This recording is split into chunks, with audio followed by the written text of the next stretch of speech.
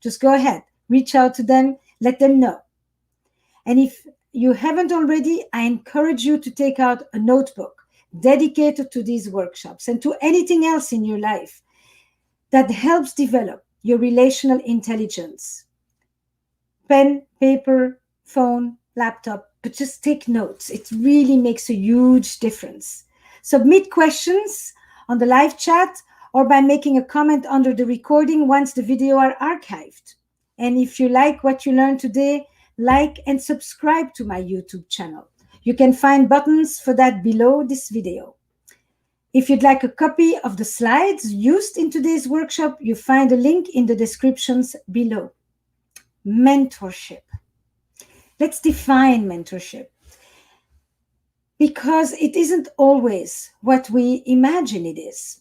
Quickly, write just down for yourself. Make a note. When you think mentors, who comes to mind? Who are you thinking about? These could be people that were formal mentors. These could be people who acted as mentors in your life and they don't even know it. Ask yourself, am I a mentor? Are you a mentor? And if so, to whom? Who are your mentees? Is it your nieces, nephews, the neighbor's kid, students, colleagues? Are you in the position of being a mentor, and are you the receiver of mentorship? I, for a long time, thought about mentorship as a master-apprentice relationship, and one that often involved idealization. I looked at people who I thought were the smartest, most gifted, the ones that were living the life that I wanted to live, the ones that had achieved something. I idealized them. I thought, uber talented, smart, successful. But I've been rethinking. I've really been rethinking and broadening the terms, in a very different direction. There are many, many different types of mentors. So just some examples that popped up for me right away. I thought of teachers and coaches that would shine a spotlight on us and reveal parts of us that we didn't know existed, or parts of you that you did not value. The mentor can be the neighbor or the cousin who hasn't put you down when you are a kid, when you're trying something new, and kind of stands there encouraging you. The supervisor who is asking you to step up when you're feeling shy and is asking for your opinion when you kind of are sitting in the back. The colleague who helps you navigate your feelings of being fraudulent. So many of us grapple with this imposter syndrome. Do I belong here? Am I going to be found out? Is this just a fluke? Wait till you really get to know me. And I'm thinking of patients of mine who always describe to me mentorship as being such a crucial moment, often a fork in the road, where somebody steps in and takes you in a direction that you didn't even know existed. The person who legitimizes us, the colleague, the friend, but often it's at work, especially when we're the only one, the only young person, the only new person, the only woman, the only person of color, the only person with an accent, and somebody else who just says, you belong here. It's the sponsor who has helped us stop drinking, or is helping us currently, standing by us as we struggle step by step, to stop with our substance abuse. It's the person who bears witness for our growth and bridges our transitions, who delights in seeing us flourish and doesn't compete with us. And that is the mentor I'm going to be talking about today very much. I have been blessed with that kind of relationship. It's the manager who protects you and guides you on a track, has a sense of where you can go when you have the map yet. And that means valuable guidance. That means problem solving, leadership skills, and the chance to grow a network. Connecting to people that you would otherwise have to wait years to get to, and that the mentor facilitates your reaching out to and connecting with. People, in my mind, people who surpass hard circumstances usually have at least one person who stretched out their hand, someone who didn't let us sink. And I think this is really one of the things that makes the critical difference. A person who believed in us more than we believed in ourselves, who actively worked to help us realize our potential, and picked us up just before we hit the ground for some of us, by offering a roof, by offering a meal, by offering a subway fare. I think of life as being filled with these critical moments that are forks in the road. I think that's the best image to use. And it's very, very clear. And the research really backs this up, that when people talk about how they stayed the course, how they didn't fall off the track, how they almost reached the abyss, but were kind of held back and were able to continue, finally giving up substance abuse, finally able to finish the degree, finally able to hold on to a job. There's a mentor in the picture, that critical figure, that guardian angel in some way. Oprah has a beautiful line: for everyone that succeeds, it's because there's somebody there that shows us the way out. I mean, I think that when you begin to think, you're going to start to see who are those people that have stepped in for you. And sometimes you wanted more, and sometimes you wanted different, but there are those people. Whenever people talk about major difficulties in their life, having moved constantly as a child growing up, being a teenage parent, being a child of a parent who struggles with mental illness, violence, abandonment, neglect, I mean, all the hardships of life, I always ask, who was there for you? Did anybody step in? Anybody? Small things, you know? Was there a person who saw you and affirmed you? That second and third grade teacher, that one that saw that you had a talent with writing, the one that understood that you were actually living homeless, that you were living in a car. I just saw this powerful video a few days ago of this young girl who goes to school and aces it, of course, but has the social worker of the school holding her like that, tracking her, identifying very early on that she is homeless. And she doesn't tell anybody. She goes for a year and a half and doesn't tell any of her close friends, as she's living with her mother and her grandmother in a car, mother struggling with bipolarity. Did the people that stood up for you, did their position of power lift you rather than exploit you? I think that's a very important question, because sometimes people will help us and exploit us at the same time. These are not necessarily irreconcilable. You know, they go together at times too. What effect did this have on your life?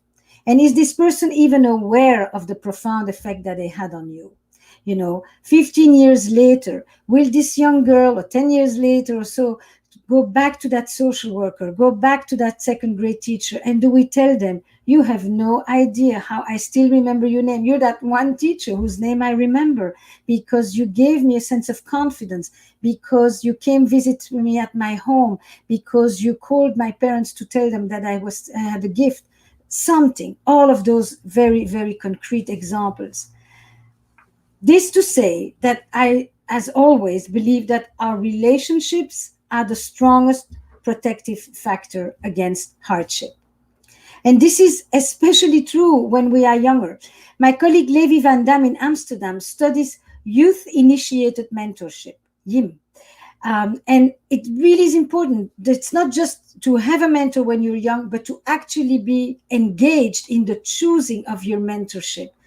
That is extremely important for many students to have a completely different outcome in their life.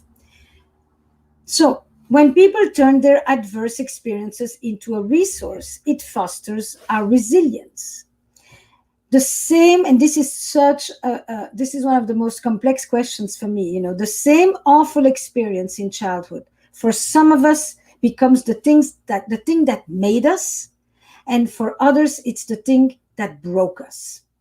And go figure why, for one person, this became the source, the motivation, the strength, the charter course. And I think fundamentally, there's a person there that steers the story. There's a mentor there, there's an angel there that makes the difference between making us and breaking us. And the difference lies in the strength of these relationships, in the presence of this benevolent, caring person. So, I'm going to tell you a little bit about me, because when I look at the trajectory of my life, I probably would say I was mentored straight true. From the moment I'm a little girl, I am mentored, and I sought them out. I've not stopped, for that matter. And I'm mostly honored when people seek me out, even though I may not always be able to respond positively. I was definitely a curious little girl. And my immigrant parents, who knew a ton about the world, couldn't necessarily always be my best advisors for growing up in the 70s in Belgium. My father could barely read and write. My mother had, different references about what she thought was part of culture. And I wanted to be in and participate in what was happening around me. So I would probably say my first mentor was my brother, who is 12 years older and who gave me books to read and music to listen to, and kind of opened up a whole world beyond the narrow confines of our family life. It went from Otis Redding to Diana Ross to Bob Dylan. I mean, I didn't speak any English, but I learned these songs phonetically, and I just learned to sing them. I would never sing them for you today because I'm so afraid that I literally learned them without knowing what I was saying. But boy, did I listen to these people, And I would ask him, what should I read now? And he would say, no, that's not yet for you. That's a little too old. You won't necessarily understand that yet. Wait a few more years. I mean, he guided me definitely, in acquiring so many of my tastes. Then I wanted to travel. And, he had to become my advocate. He had to talk to my parents about letting me go. I wanted to come to see America. And my dad basically said, when people travel to America, it's to never come back. He had an immigrant. America was the place you immigrate to, not the place you go travel and visit. So he explained to them the concept of tourism, and I got to go. I came to do my first trip, hitchhiking actually, across the US. I was not even 18. And when I went into the world, my relationship with my brother was a model for me of how I could learn. And I was determined to find teachers like that. I needed people who gave me confidence where I had none or very little.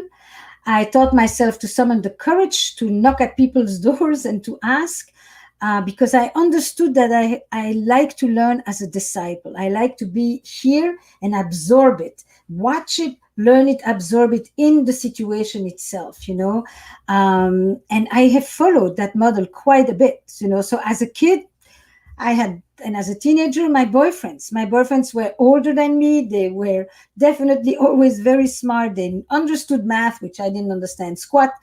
Those were definitely often mentors as well. They just could show me things. They were 3-4 years ahead of me, not much, but just enough to, to look up, to idealize, to think they know and I don't, Youth counselors. I sought out youth counselors as well. My ballet teachers, my choir master. My choir master was a major figure for me. 9 years in a choir, and he definitely, I knew he watched me. He saw me. He paid attention. When I came to the States, I knocked at the family therapist Salvador Minuchin and asked him to be my mentor.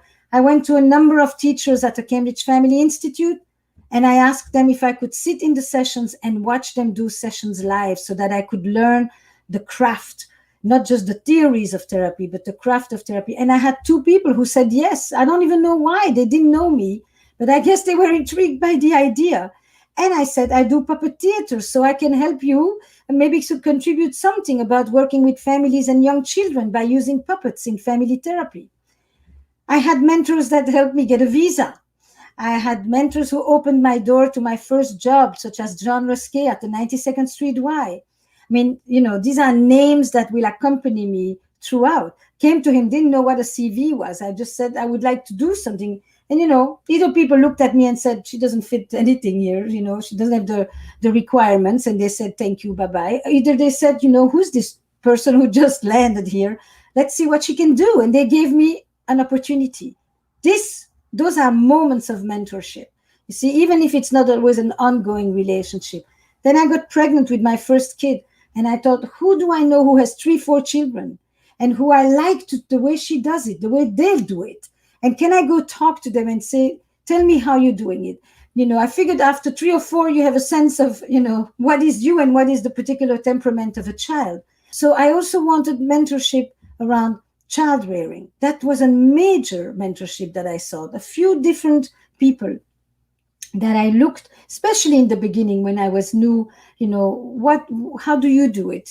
How do you find your groove? How do you learn to trust yourself?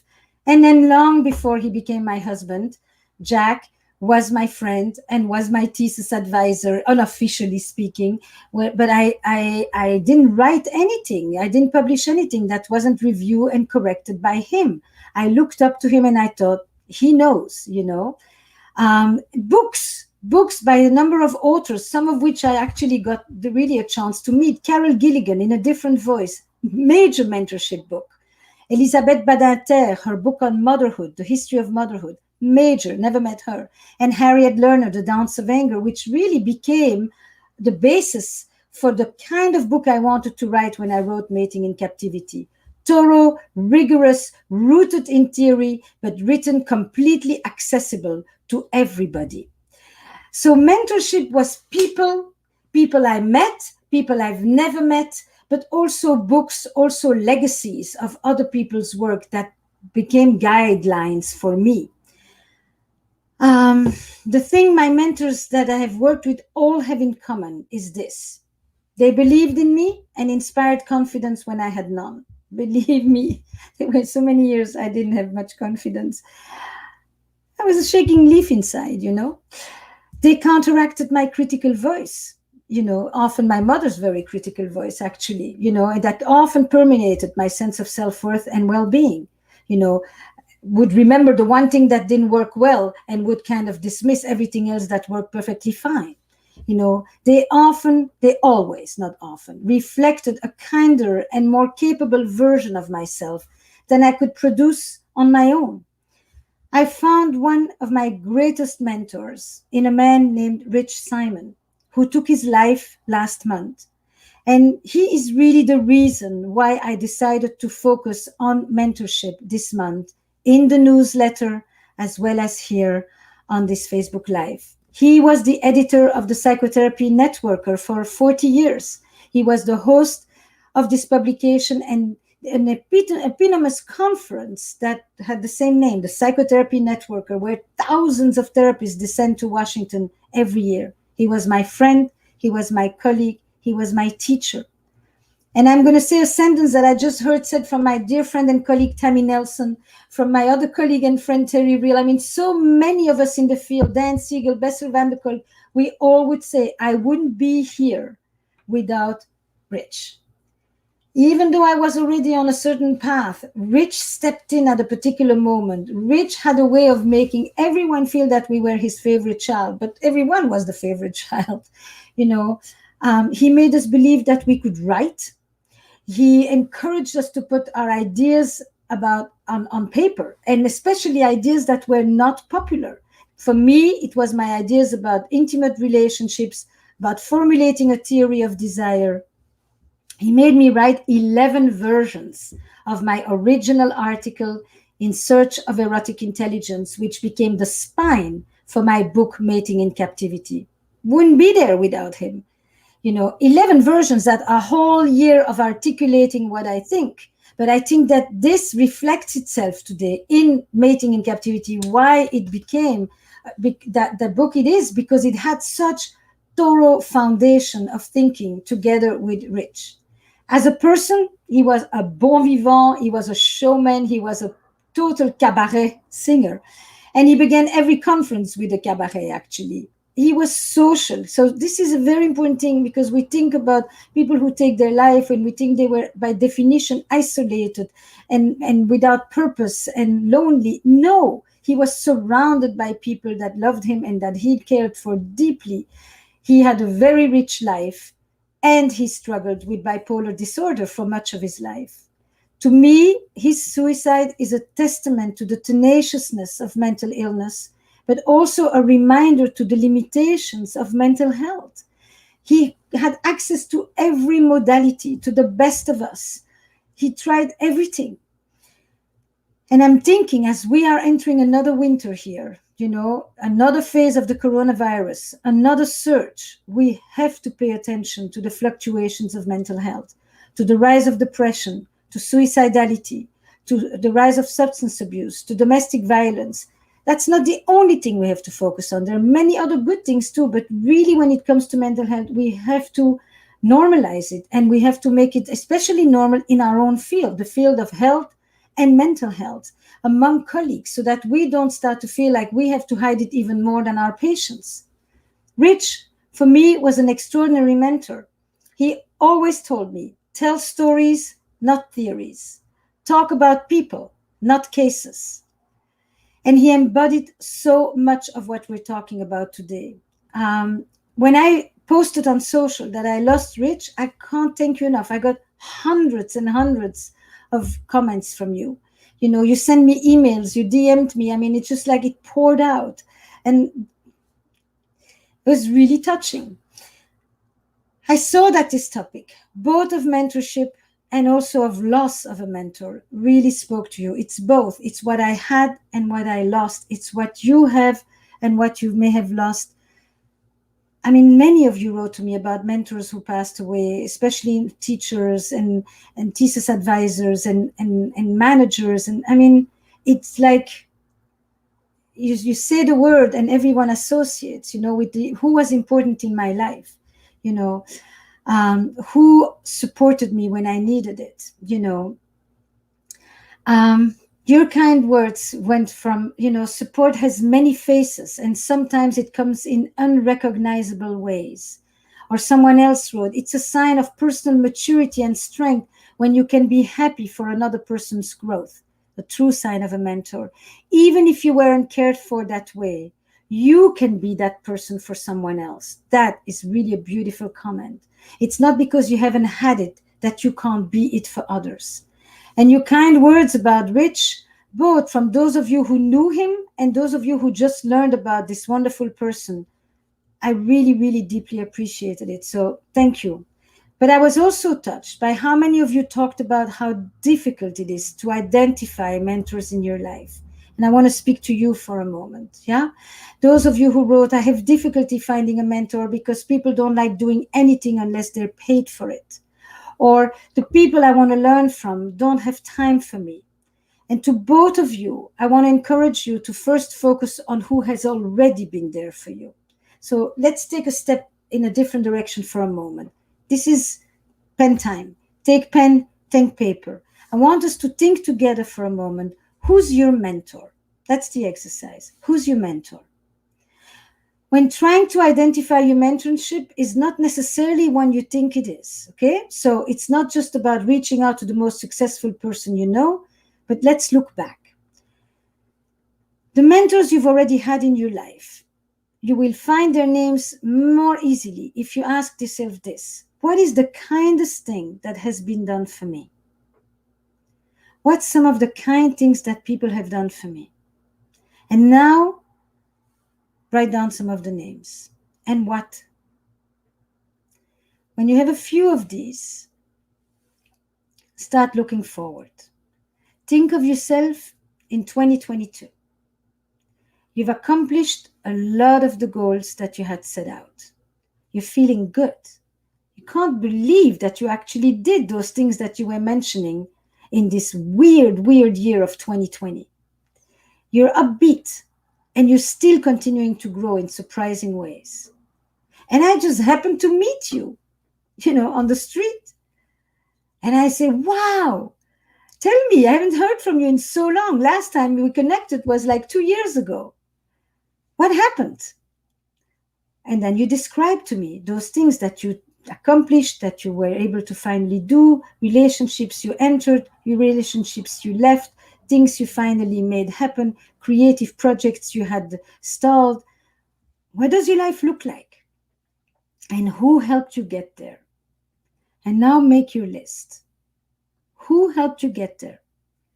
There is no lone genius. Nobody gets there alone. And among the people who were there, what did they do that helped you on your path?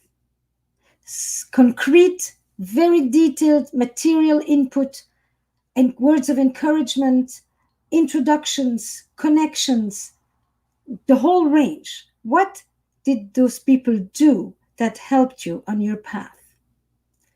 And what's one instance in which they redirected you? You were going one way and you decided to go a different route. They said something you hadn't thought about, something you didn't know, and you bifurcated. You went different direction. Very important. It's not just somebody who helps us stay in our mind, but also somebody who helps us change our mind without necessarily always knowing it. Did they know? This is exactly that. Did they know that you feel this way? And let's toast this person. We're at a party. And I want to toast the people who have accompanied me to be here.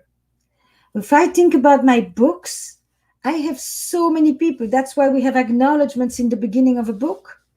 But we have acknowledgements for so many of the things that we achieve in life. And it's not just work related or project related. That, who do you want to toast? And what is your toast? Pick maybe one that you want to start with right now. I want to honor such and such. Because at a time when you did or you said or you showed me that, and this took me here and there. And just keep this draft for yourself. The first one, where you just jot everything down. And then just look it over again and take out the essence and send that one. Write a letter to your mentors. It is probably one of the most beautiful things we can do in this moment, where we are besieged with loss, where our life is disrupted and interrupted in so many ways, more than we can think of. To actually maintain the thread of continuity, to be able to see the interconnections of the people, places, and us, and to write to them, to write to those teachers. If you find them, find the teachers, find the old neighbors, find the mothers of your best friends, find the coaches, find that person at the work, and just let them know, this is a time when I'm kind of scanning, I'm doing an inventory, and I just wanted to acknowledge those who've helped me be where I am. Some of them know it, some of them, like you, may not even know it. And I just wanted to let you know how much you mattered for me at a time when I really needed it. Send. I can't imagine the experience of everyone who will receive those letters. I hope you yourself will be on the receiving end from some of them as well. So, live on YouTube we are, live on Facebook we are. Join me, ask me your questions, send them along. Let's talk together. Tell me if you like this channel. Put your name in, stay connected, read the newsletter, all the ways that we can be in conversation with each other. But tell me a little bit, as I'm asking you, who's your mentor? What comes up for you? What are your questions? Let's talk.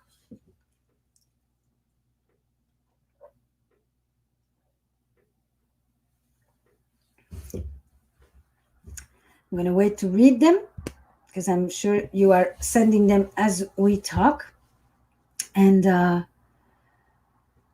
more you tell me, the better it is for me. That gives me a chance to not, to relate with you, to be in this conversation together.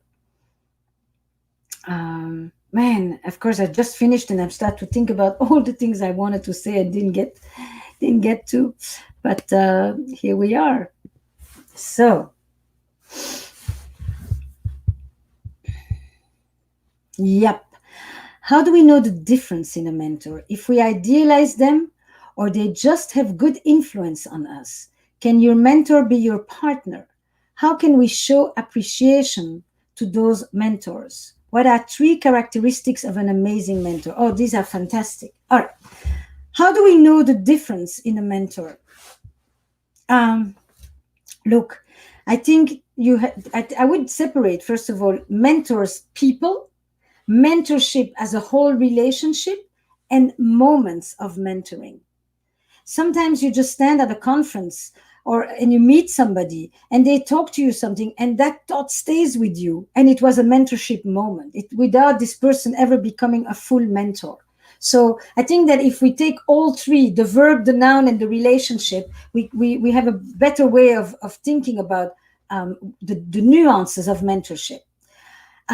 Idealization. Look, I think that in general, when you have a mentor, you idealize them somewhat. Doesn't mean you like looking all the way from the bottom up, but you idealize them. You respect them, you admire them, you think they have something that you don't have, be it just that they have a few years of experience more than you, and that they have something that they can pass on. You feel seen by a mentor. That's part of the three characteristics. So there is the characteristics of the mentor, and there is the characteristics of what the mentee experiences. A mentor sees you, hence you feel seen. A mentor believes in you when about things that you don't yet know exist, or that you have or haven't yet developed fully.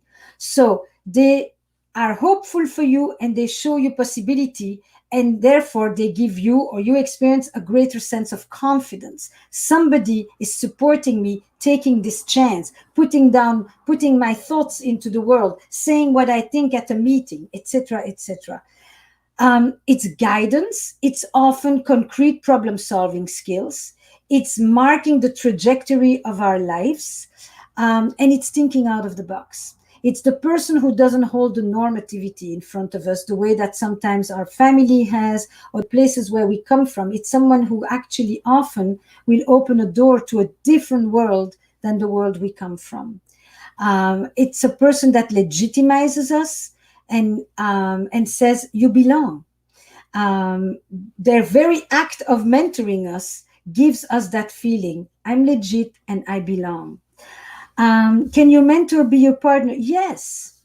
I think that there sometimes, if there is a big age difference, sometimes if there is a difference in experience, with somebody who has been a dancer for 20 years and you're just starting, there is, of course, a sense of mentorship. What's fascinating is that many relationships that start in mentorship, which is often somewhat hierarchical, they level out. The mentee slowly becomes equal, and sometimes, becomes the mentor to this person, because you're younger and therefore you understand technology better, and this person knew to tell you how the old ropes work, but you are able to explain the new connections. So it is a dynamic thing. I don't think you go through life necessarily just in that relationship. That's a very important thing. The mentee, if you have a mentor who wants the mentee continuously to stay below, at the bottom, underneath, you know that there is something that isn't moving, because by definition, at some point, you're not just helped to grow, you've grown. If you've not had the experience of I've grown, then something is not working well in the mentorship relationship. That doesn't mean the mentor doesn't stay mentor. You continue to come to them. They advise you when you have forks in the road, when you need to discuss changes in work, changes in life. You go to them, but they're no longer at this distance. They may be at this distance. Was there another one? How can you show appreciation to those mentors? I think that this whole thing, write a letter to your mentor, drop a note, send an acknowledgement, is probably the best thing you can do. And sometimes it's referring other people to this mentor.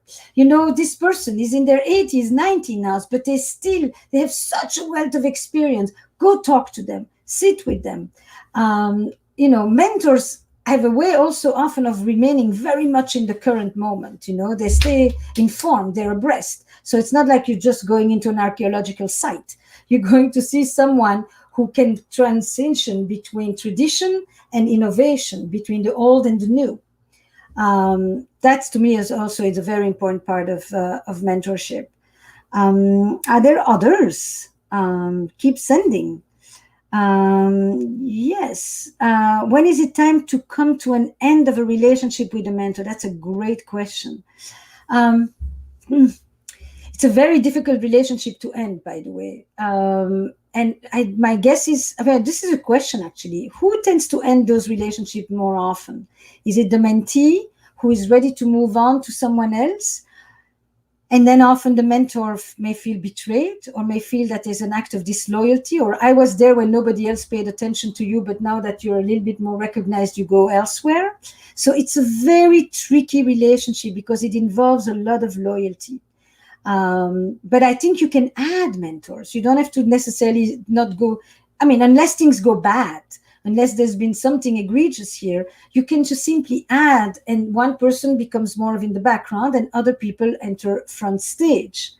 I've never had a mentor who was willing to support me in my career. How can I show up differently to find one? It's a very good question.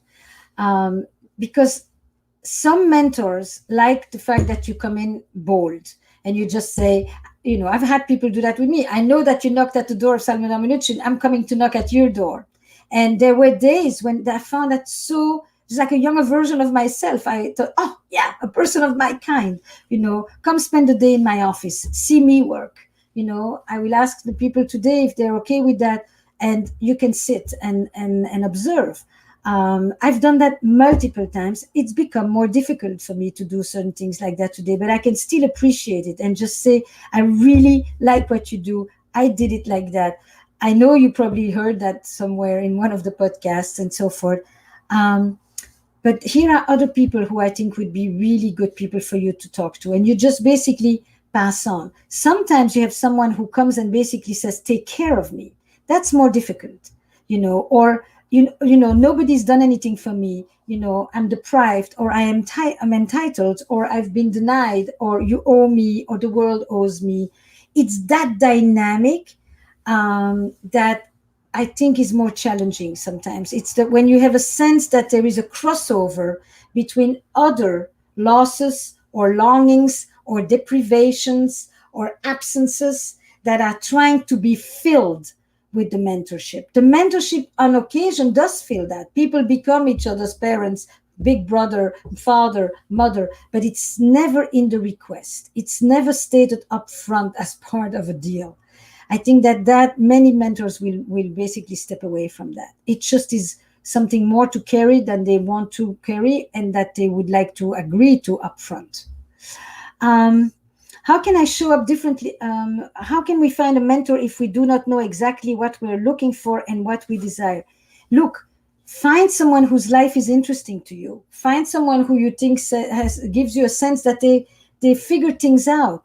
And when people figure things out, some of them, very few, may have found out very early on where what, but the vast majority are people who took quite a bit of time to find where they belong, where they should be, what they should do, and often had mentors themselves. So if you have a sense that this person seems to know it, they have something that I'm intrigued by, you just say, could I have a conversation with them?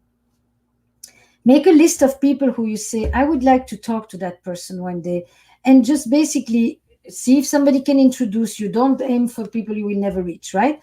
And then you say, I would just wanted to have the opportunity to talk with you about some of the ways. How did you find what you are interested in? How did you find the people that guided you?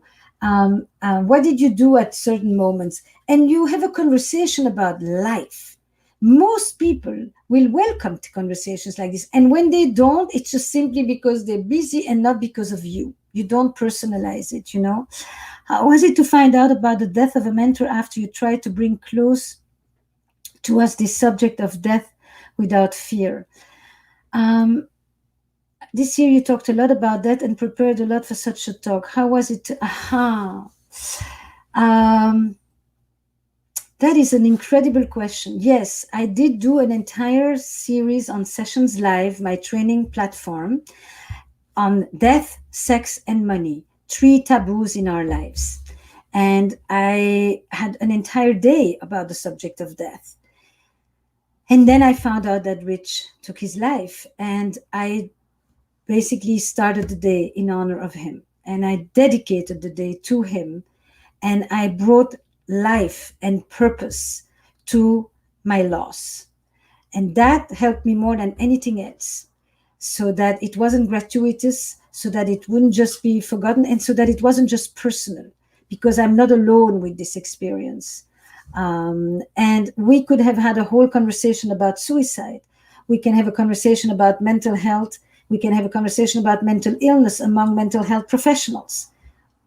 All of that accompanies my conversation about my mentor, Rich Simon.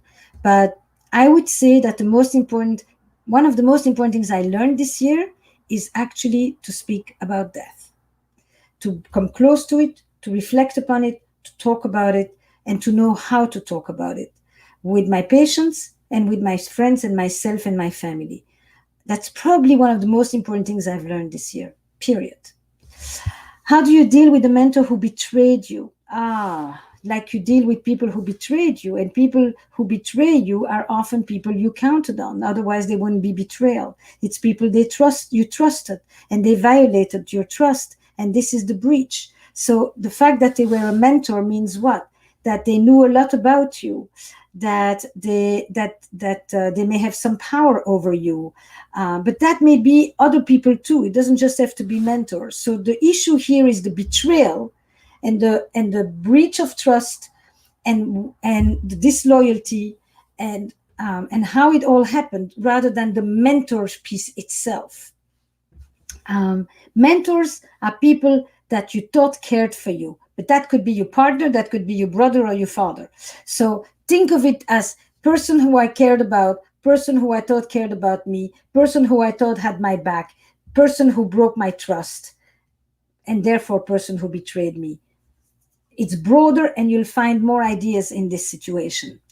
How can I recover from someone refusing to be our mentor? You continue looking for others. There's enough people on the planet.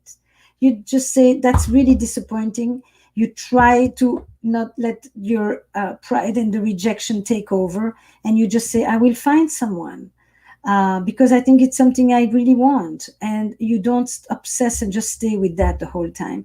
There is jealousy, there is competition, there is envy that others, yes, may know, all of that. But by definition, there are a lot of other people still around. And there are a lot of people who enter a stage which we call the generativity stage. It's the stage where you want to pass on.